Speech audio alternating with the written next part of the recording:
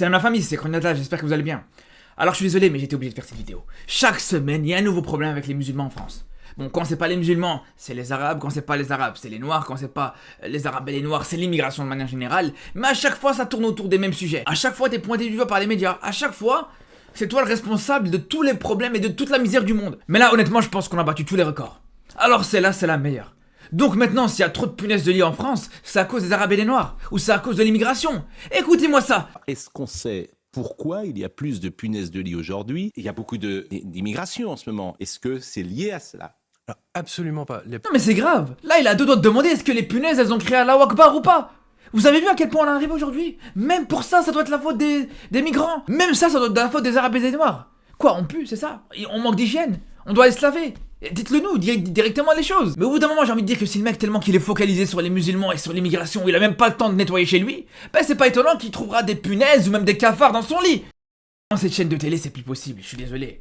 Parce que là, cette chaîne, justement, ce qu'ils sont en train de faire, c'est vraiment vicieux comme travail. Ils sont en train de nourrir une haine contre, justement, contre l'immigration, contre les musulmans et tout ça. Parce qu'il va y avoir un moment où moi-même, je vais me poser les questions. Je vais voir, il y a des cafards, je vais voir, il y a des rats ou des punaises de lit. Je vais me poser la question, ouais, est-ce que je me suis bien lavé aujourd'hui?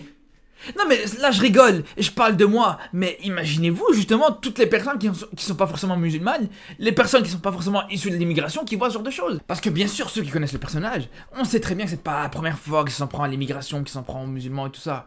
Moi je me rappelle une fois, et c'est là où ça m'avait marqué sur lui, une fois je me rappelle carrément, il s'était plaint parce que dans les vestiaires de foot, les musulmans se lavaient en caleçon. Non mais vous imaginez à quel point c'est grave. Vous imaginez à quel point ça va chercher les moindres faits et gestes des musulmans.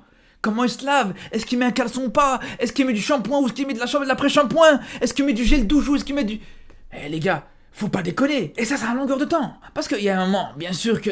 Là où les musulmans ils faisaient la une de l'actualité, où ça en parlait beaucoup dans les médias, ben c'était quand justement, ben t'avais un musulman ou un pseudo-musulman qui faisait un crime. On va pas citer lesquels. C'était là où justement, là t'avais les musulmans qui étaient pointés du doigt. Et on va dire, bon, à ce moment-là, on peut comprendre, on peut imaginer. Mais là, l'actualité elle a absolument aucun rapport avec l'islam. Les musulmans ils sont tranquillement dans leur coin. Il y a un nouveau phénomène, que ce soit les rats, les punaises, etc. Et ça va chercher les problèmes des musulmans. Et c'est pas la première fois. C'était le cas aujourd'hui. Mais c'est le cas aussi plusieurs fois. Par exemple, la dernière fois où il y avait une pénurie d'huile. Là aussi, la pénurie d'huile dans les supermarchés, c'est à cause de l'islam. C'est à cause des musulmans. Parce qu'il y avait le ramadan à ce moment-là. Et ça continue comme ça à chaque fois. Donc au bout d'un moment, je veux bien. On a rigolé. C'était bien marrant au début. Mais là, on peut plus autoriser ça. C'est pas possible. Après, je sais, vous allez me dire, ouais, je parle de l'islam, mais il a pas forcément parlé de l'islam, il a plus parlé de l'immigration. Mais déjà, premièrement, on sait que quand c'est pas l'un, c'est l'autre. Là, c'était l'immigration. Et puis la semaine prochaine, ce sera l'islam. La semaine d'avant, c'était l'islam. Il n'y a pas de souci là-dessus. Et surtout, en plus de ça, c'est que dans sa tête, et dans leur tête, à ces médias-là, dans tous les cas, c'est lié. On sait que ça parle de la même chose. Et vous voyez, moi, ce qui me dérange avec ce genre de personnage, c'est que pour moi, un mec comme lui, il sera encore plus dangereux que les Zemmour, les Marine Le Pen et tout ça. Parce qu'encore ceux-là, tout le monde les connaît, on connaît leurs idées, on sait que voilà, c'est pas des grands fans de l'islam, de l'immigration, on le sait. Mais là, le problème avec un gars comme ça, c'est que lui, tu pourrais croire que, en fait non, tout simplement, il est objectif. Donc tu pourrais lui accorder plus de crédibilité. Et c'est là où c'est dangereux. Parce que si, justement, il est un minimum crédible grâce à ça, il y en a beaucoup qui pourraient le croire, il y en a beaucoup qui pourraient être influencés. Et c'est là où je vous dis que c'est dangereux, c'est qu'il y en a beaucoup maintenant qui pourraient penser effectivement que s'il y a des punaises de lit chez eux dans leur maison, c'est à cause de l'immigration. Ils pourraient vraiment avoir une haine qui va se développer, voire même plus, à cause justement du fait que le mec il va se réveiller, il va voir plein de punaises dans son lit, il va se dire ah, les immigrés encore une fois, regardez-moi ce qu'ils m'ont ramené. Je sais que vous allez me dire que j'exagère, mais je vous dis la vérité.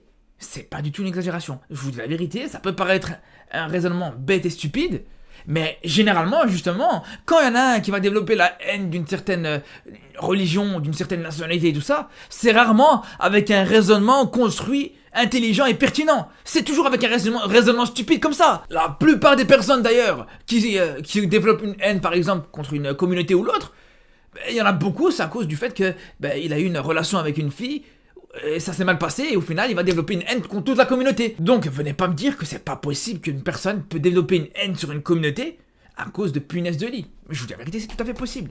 Et moi-même, il y a un gars, aujourd'hui, il vient me mettre des punaises dans mon lit, mais je peux te dire la vérité, je vais le détester lui et toute sa famille. Donc voilà pourquoi c'est un raisonnement qui est hyper grave, qui est hyper dangereux. Et c'est là où on a vraiment besoin d'entendre des excuses de sa part.